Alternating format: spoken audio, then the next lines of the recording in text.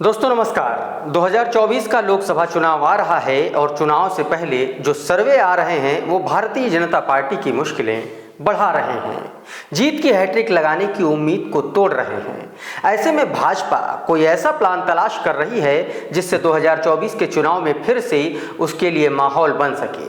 इसके लिए बीजेपी के पास सिर्फ एक ही प्लान बचा है और वो है पूरे देश में समान नागरिक संहिता यानी कि यूनिफॉर्म सिविल कोड को लागू करना। इस प्लान पर भाजपा ने तेजी से काम करना शुरू भी कर दिया है। विपक्ष भले ही इसका विरोध कर रहा हो, लेकिन भाजपा इसे लागू करने के लिए पूरा मन बना चुकी है। कहा जा रहा है कि इसे मानसून सत्र में पेश भी किया जाएगा, लेकिन भाजपा की इस तेज रफ्तार चाल में उसके अपने ही रोड़ा बनने वाले हैं, खासकर पूर्वोत्तर के राज्य। बात अगर मिजोरम की करें तो यहाँ MNF यानी कि मिजो नेशनल फ्रंट की सरकार है जो बीजेपी की सहयोगी है, लेकिन MNF ने पहले ही साफ कर दिया है कि हम यूनिफॉर्म सिविल कोड के समर्थन में नहीं हैं। यहाँ तक कि मिजोरम विधानसभा में यूनिफॉर्म सिविल कोड लागू करने के खिलाफ सर्वसम्मति से प्रस्ताव भी पास हो चुका है। प्रस्ताव में कहा गया है कि अगर भारत में यूनिफॉर्म सिविल कोड लागू हो गया तो ये अल्पसंख्यकों की धार्मिक और सांस्कृतिक परंपराओं को खत्म कर देगा, जो सही नहीं है।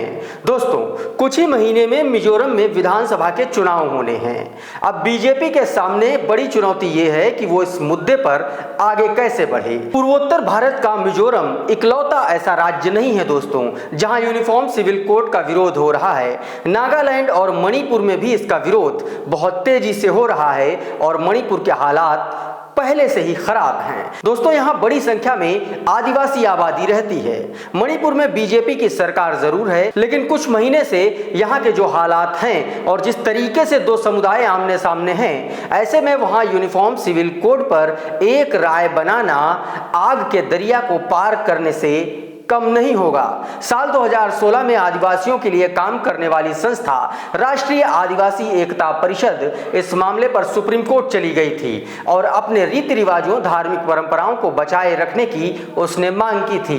कहा गया था कि आदिवासियों के अपने अलग कानून हैं, अलग देवी देवता हैं और उनकी अपनी अलग मान्यताएं हैं। ये सब ऐसे मसले हैं जो यूनिफॉर्म सिविल कोड के एजेंडे में काफी अहम है। हालांकि कहा जा रहा है कि सरकार यूनिफॉर्म सिविल कोड में आदिवासी समुदाय, उनकी परंपराओं, उनके रीति रिवाजों पर बीच का कोई रास्ता निकाल सकती है। यूसीसी पर भाजपा को पूर्वोत्तर से ही नहीं बल्कि आंध्र प्रदेश से भी चुनौती मिल रही है। आंध्र प्रदेश की सत्तारूढ़ पार्टी YSRCP यानी कि युवा जना श्रमिका रैतु कांग्रेस पार्टी ने भी साफ कर दिया है कि वो यूनिफॉर्म सिविल कोड के समर्थन में नहीं है।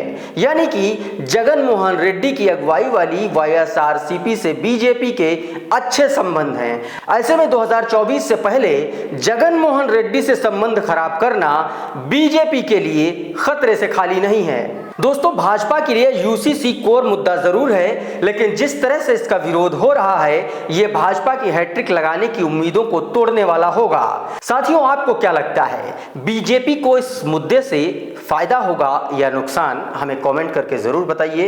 ये वीडियो अगर पसंद आया हो तो इसको लाइक कर लीजिए, दूसरों को भी शेयर कर दीजिए। हमारे चैनल खुदरंग को सब्सक्राइब भी कर लीजिए। अगर ये वीडियो आप हमारे फेसबुक पेज पर देख रहे हैं तो हमें फॉलो कर लीजिए। बहुत बहुत धन्यवाद।